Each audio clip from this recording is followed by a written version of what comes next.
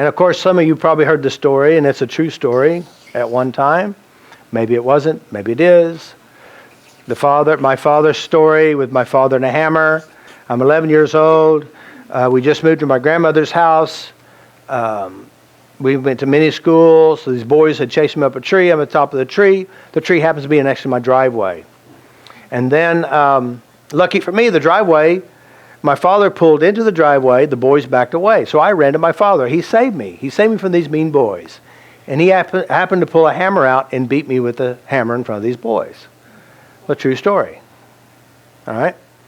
So I'm 11 years old when this happened. How many of you saw me just beaten with a hammer just then? Raise your hand. Be honest. All right? Stop it.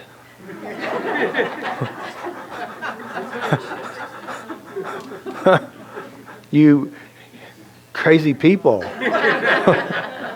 But you know what? You went into a hypnosis. Did you realize you went into a trance? And one lady said, how long did it take for you to get out of the hospital? How bad of a beating did I get? She was really intimate in this beating, you know. So here it is. So it's 11 years old. At 11 years old, something happened to you. It happened.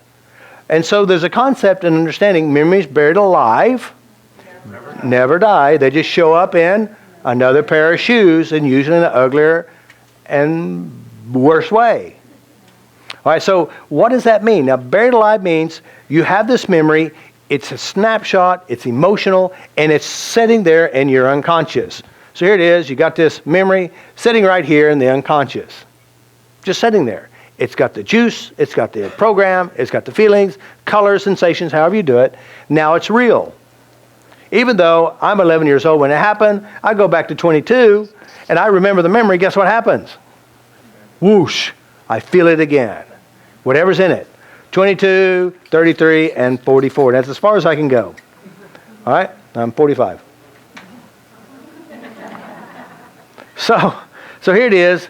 The question is, who is beating me with the hammer? Who's the movie director of this memory?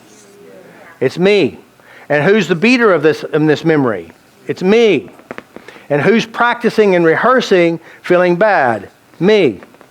All right. Understanding memories are affirmations. That means if you have a crappy memory, the more you watch it, the bigger and worse it gets. Fears are affirmations. The more you practice fear, the bigger it gets. Fears are wishes. So you're sitting around worrying about things. All you're doing is creating a wish. And the more you practice it, the greater chance you get to experience it. Good job. All right? Affirmations. So what are affirmations? Anything you affirm. It doesn't have to be with one utterance of a word. You can just feel something consistently. That's an affirmation. It doesn't have to be good. Because in the unconscious, there is no good. It's just what is. It's the judgment that makes it good or bad. See, that's where your problem is. You look at something that happened to you and you judge and condemn yourself. You beat yourself up. That's where the problem is. You say, all right, so what? It happened. Let's change how I hold it. So here it is. Affirmations are anything you affirm. It doesn't have to be positive. It doesn't have to be negative. It's whatever you practice or feel. So if you practice watching a negative movie or a positive memory, that's an affirmation. If you feel an emotion over and over again, positive or negative, it's an affirmation. If you say things inside your head, good or bad, it's an affirmation. All right? And smell things and taste things. Those are affirmations as well. So here you are, you're laying in bed, and you're thinking about what happened, and you're adding emotions and feelings and words to it. What are you attracting? Whatever it is, you're practicing. Now, how does that feel? Oh, shit. I got to take control now. Because I catch myself, I've had some really amazingly great opportunities for healing and changing in the last year or so. No, that's a lie. For the last 44 years. You got that one, didn't you? Plus a 10.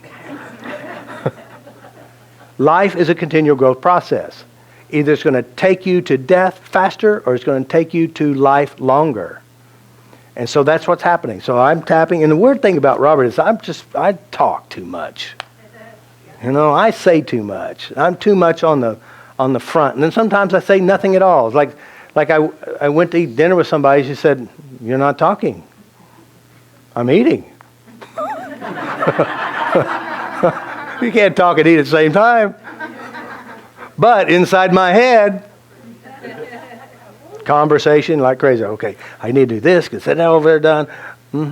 Yeah, on my head. So I'm a multitasker. All right, so you understand this? Who is doing it to whom? You are. Now, guys, you can do two things with this one right here. You can be guilty now. Or you can say, cool, I'm in control. I got the keys. That's the point. Now, if you're from the guilty group, it's your fault, he died. You're guilty, it's all your fault. You shouldn't have been born. After all, you are a woman. We know you're guilty. What? Well, and some of you are here, some of you aren't. It is true. How many of you know this personally? Spiritual teachers come into your life. I mean, whether it's somebody who torments you or someone who gives you drop you a one-liner, like a truth that says, "Oh my God, that's it. It's me," Because, I'm out there in the real world, with real crazy people, normal crazy people, or somewhat crazy normal people.